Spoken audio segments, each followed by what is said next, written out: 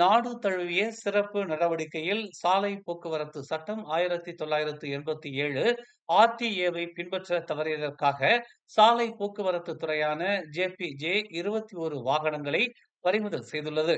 நாடு முழுவதும் 37 புஸ்பாக்கோ மையங்களில் சோதனைகளை நடத்தியதாக ஜேபிஜே இயக்குனர் ஏடி ஃபட்லி ரம்லி தெரிவித்துள்ளார். கடந்த ஆண்டு டிசம்பர் 31ஆம் தேதி முதல் போலி மோட்டார் வாகன வர்த்தக உரிமங்களை பயன்படுத்துதல், பதிவு செய்யப்படாத வாகனங்கள், காலாவதியான மோட்டார் வாகன உரிமங்கள் மற்றும் காப்பீடு உள்ளிட்ட பல்வேறு மீறல்களுக்காக 21 வாகனங்கள் பறிமுதல் செய்யப்பட்டுள்ளதாக அவர் கூறினார்.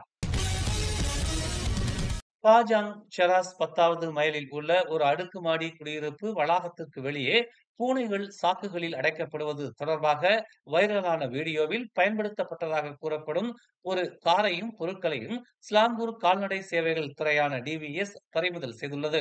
வழக்கு குறித்த தகவலை பெற்ற பிறகு விலங்கு நல அதிகாரிகள் குழு அந்த இடத்தை ஆய்வு செய்ய அனுப்பப்பட்டதாக நேற்று இரவு ஒரு அறிக்கையில் அத்துறை தெரிவித்துள்ளது. சனிக்கிழமை காலை 9 மணி முதல் பிற்பகல் 3 மணி வரை இச்சம்பவம் நிகழ்ந்ததாகவும், இதில் கட்டட நிர்வாகத்தால் கூட்டாக ஏற்பாடு செய்யப்பட்ட சுத்தப்படுத்தும் நிகழ்வின் போது அப்பகுதிவாசிகள் இச்செயலில் ஈடுபட்டுள்ளதாகவும் தெரிய வந்துள்ளது. இந்நிலையில் பல சந்தேக நபர்களிடமிருந்து வாக்குமூலங்களை பதிவு செய்துள்ளதாகவும், சம்பவத்துடன் தொடர்புடைய ஒரு வாகனம், சாக்குகள் மற்றும் கூண்டுகளை பறிமுதல் செய்துள்ளதாகவும் தெரிவிக்கப்பட்டுள்ளது. பூனைகள் சாக்குகளில் அடைக்கப்பட்டதாக 2 புகார்கள் வந்ததாக காஜாங் காவல்துறை தலைவர் நஸ்ரோன் அப்துல் யூசுப் தெரிவித்தார். புகிட் மெத்தாஜாமில் உள்ள ஜித் சின் தனியார் பள்ளிக்கு மொத்தம் 10 லட்சம் வெள்ளி ஒதுக்கப்பட்டுள்ளதை அடுத்து அத்தொகுதி நாடாளுமன்ற உறுப்பினர் ஸ்டீவன் சிம் பிரதமர் ரதஸ்ரீ அன்வார் இப்ராஹிமிற்கு நன்றியை தெரிவித்துள்ளார்.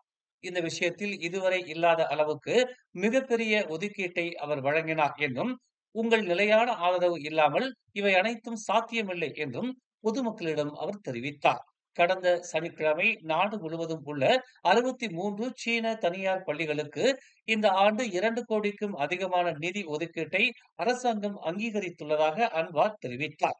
அதில் பிரத்யேகமாக புகிட் மெத்தாஜாவில் உள்ள ஜித் சின் பள்ளிக்கு 10 லட்சம் கொடுப்பதாக கூறியிருந்தார் என்பது குறிப்பிடத்தக்கது. ஜொகூரில் வெள்ளத்தால் பாதிக்கப்பட்டவர்களின் எண்ணிக்கை தொடர்ந்து அதிகரித்து வருகிறது. மாநிலம் முழுவதும் வெள்ள நிவாரண மையங்களில் சுமார் 4000 பேர் தங்கி உள்ளதாக தெரிவிக்கப்பட்டுள்ளது. ஜொகூர் பேரிடர் மேலாண்மை குழுவின் கூற்றுப்படி இன்று காலை 9 மணி நிலவரப்படி மாநிலத்தில் வெள்ளத்தால் பாதிக்கப்பட்டவர்களின் மொத்த எண்ணிக்கை 3973 இருந்தது. மாநிலம் முழுவதும் மொத்தம் 38 நிவாரண மையங்கள் திறக்கப்பட்டுள்ளன. ஜொகூரில் உள்ள 10 மாவட்டங்களிலும் வெள்ளத்தால் பாதிக்கப்படாத மாவட்டங்கள் உட்பட இருண்ட வானிலை காணப்படும் என்று தெரிவிக்கப்பட்டுள்ளது.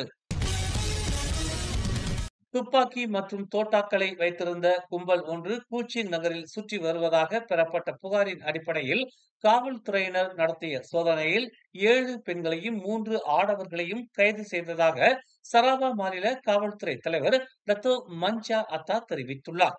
பறிமுதல் செய்யப்பட்ட துப்பாக்கிகளும் தோட்டாக்களும் போலியானது என முதற்கட்ட விசாரணையில் தெரிய வந்துள்ளது. இருப்பினும் நெகிழியில் தயாரிக்கப்பட்டிருக்கும் இவ்வகை துப்பாக்கிகளும் தோட்டாக்களும் காயத்தை ஏற்படுத்தக்கூடியது என்பதால் சம்பந்தப்பட்ட 10 பேரையும் விசாரித்து வருவதாக அவர் கூறினார். அவர்களிடமிருந்து 344 பாக்கெட்டுகளுடன் 70 துப்பாக்கிகளும் 67 தோட்டாக்களும் பறிமுதல் செய்யப்பட்டுள்ளது. கைது செய்யப்பட்டவர்கள் 19 முதல் 46 வயதுக்கு உட்பட்டவர்கள் என தெரிவிக்கப்பட்டுள்ளது. ஜொகூரில் மொத்தம் 38 SPM மாணவர்கள் வெள்ளத்தால் பாதிக்கப்பட்டுள்ளதாக மாநில நிர்வாக கவுன்சிலர் அஸ்னான் தமின் தெரிவித்துள்ளார். அவர்களில் பெரும்பாலோர் தற்காலிக வெள்ள நிவாரண மையங்களில் தங்கும் இடம் தேடுவதாகவும் 5 பேர் தங்கள் உறவினர்களின் வீடுகளில் தங்கியிருப்பதாகவும் மாநில கல்வி மற்றும் தகவல் குழு தலைவர் கூறினார். கோத்தாத்திங்கியில் அதிக எண்ணிக்கையிலான மாணவர்கள் பதிவாகி உள்ளனர். மொத்தம் 12 மாணவர்கள் அங்கு பாதிக்கப்பட்டுள்ளனர். இதைத் தொடர்ந்து கூலாயில் 8 மாணவர்களும், பொந்தியானில் 7 பேரும், குலுவாங்கில் 4 பேரும், பாசிர்கூடாங்கில் 4 பேரும், ஜொகூர் பாருவில் 3 பேரும் உள்ளனர் என்று அவர் ஒரு அறிக்கையில் தெரிவித்தார்.